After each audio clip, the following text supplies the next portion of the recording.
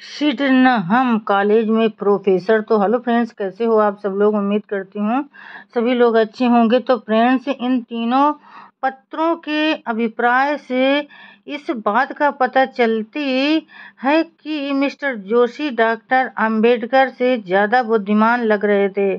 उसी प्रकार डॉक्टर अंबेडकर अपने बुद्धि बल का प्रयोग व्यवहारिक दृष्टि से करने वाले और अपने विषय तथा अध्यापक पद को व्यवहारिक कुशलता से संभालने वाले लग रहे थे।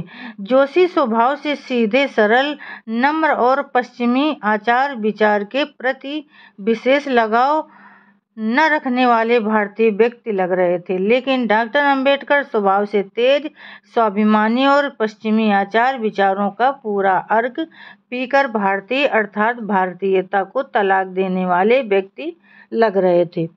जोशी छात्रों को जोश युक्त जीवन देंगे और डॉक्टर अंबेडकर उनको व्यवहारिक जीवन की प्रेरणा देंगे।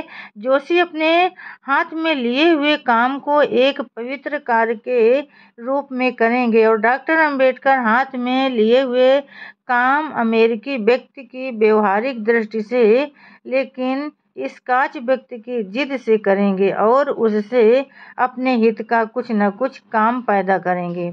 भीमराव को इस बात का पूरा यकीन हो गया था कि यह पद यदि मुझे मिल गया तो मैं जल्दी लंदन जाने में सफल हो जाऊंगा। इसलिए भीमराव की पूरी दौड़ धूप चल रही थी। इस काम में मदद करने के लिए उन्होंने बम्बई के पूर्व गवर्नर और जिनके नाम से कॉमर्स कॉलेज शुरू किया गया ने लॉर्ड सिडनहम साहब को पत्र लिखा लंदन को, और उन्होंने आग्रह किया कि यह पद मिलना जरूरी है, आप मदद कीजिए।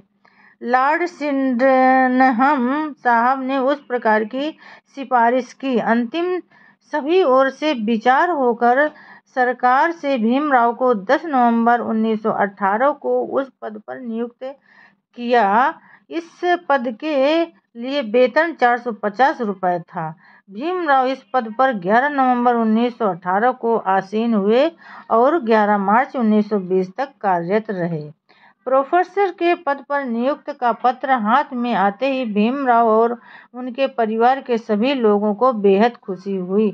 उस समय भीमराव के पास न तो पैसे थे और न अच्छे कपड़े, इसलिए उन्होंने अपने एक मित्र से 600 रुपये उधार लिए और उन पैसों से उन्होंने अपने लिए काफी कपड़े खरीदे। 450 रुपये की नौकरी मिली, इसलिए भीमराव ने इम्प्रूवमेंट ट्रस्ट की चाल का नंबर 42 अपना कमरा नंबर 50 छोड़ा नहीं। वे इसी कमरे में रह कर छात्रों को दिए जाने वाले व्याख्यान की पूर्व तैयारी करते थे। उस समय सिडनहम कॉलेज व्हाइटवे लेडला एंड कंपनी की इमारत में दूसरी मंजिल में चलता था। उस समय 11 नवंबर 1918 को युद्धबंदी का सार्वजनिक अवकाश किया गया था, इसलिए भीमराव 12 नवंबर 1918 को अपने काम पर उपस्थित हुए। सिडनहम कॉलेज में नियुक्ति मिलने के बाद की अपनी मानसिक स्थिति के बारे में भीमराव ने एक जगह कहा था कि कक्षा में अपना पहला व्याख्यान इतना उच्च कोटि का होना चाहिए कि सभी छात्र अपने से बेहद खुश हो जाएं। उन्होंने उस व्याख्यान की पूरी तैयारी की। उस व्याख्यान को उन्होंने 13 बार लिखा। वे उस व्याख्यान में हर बार नए मुद्दे और नई जानकारी जोड़ते हुए अनंत 13वीं बार लिखने के बाद वो व्याख्यान मन अनुसार बन सका। 12 नवंबर 1918 को उनका पहला व्याख्यान इंटर कॉलेज में 11 बजे हुआ था। जब वे कक्षा में गए तब सभी छात्र उनके व्यक्तित्व पर खुश थे। इस बात को डॉक्टर अंबेडकर ने भी अनुभव किया था। अपने व्याख्यान को प्रारंभ करते समय उनके मन में एक प्रकार का डर सा पैदा हो गया था। उनका गला सूखने लगा था और बदन थरथराने लगा था। उनको ऐसा लगने लगा था कि क्या मैं प्रोफेसर के काम को पूरा कर पाऊंगा। उनके मन में इस तरह का भी विचार आने लगा था कि इस पद से इस्तीफा दे देना चाहिए। डॉक्टर अंबेडकर ने अपने व्याख्यान को शुरू किया और वो पूरा हुआ तो उन्होंने देखा कि छात्र बहुत खुश हैं, तो वे और ज़्यादा मेहनत से अपने व्याख्यानों की तैयारी करने लगे। डॉक्टर अंबेडकर के व्याख्यान छात्रों के सामने जानकारीपूर्ण, प्रबोधक और मनोरंजक पूर्ण होते थे। अर्थशास्त्र पर उनके व्याख्यान बहुत ही बढ़िया होते हैं।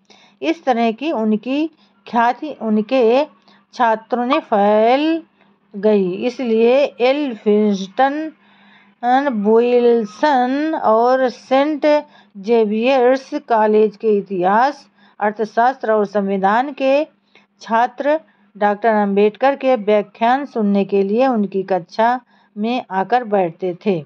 कक्षा के व्याख्यान समाप्त होने के बाद भीमराव अन्य प्रोफेसर्स के साथ गपशप मारने में ज़्यादा समय खर्च नहीं करते थे। उनको कॉलेज में जो खाली समय मिलता था उसका उपयोग वे कॉलेज की लाइब्रेरी में जाकर पढ़ने में और नोट्स तैयार करने में करते थे।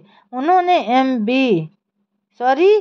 एमएससी के अपने शोध प्रबंध के लिए किताबें पढ़कर नोट्स तैयार कर लिए थे। तो फ्रेंड्स, आज के लिए बस इतना ही। कल फिर मिलेंगे अगले नए वीडियो के साथ। तब तक के लिए फ्रेंड्स, जय भीम, नमो बुद्धाय।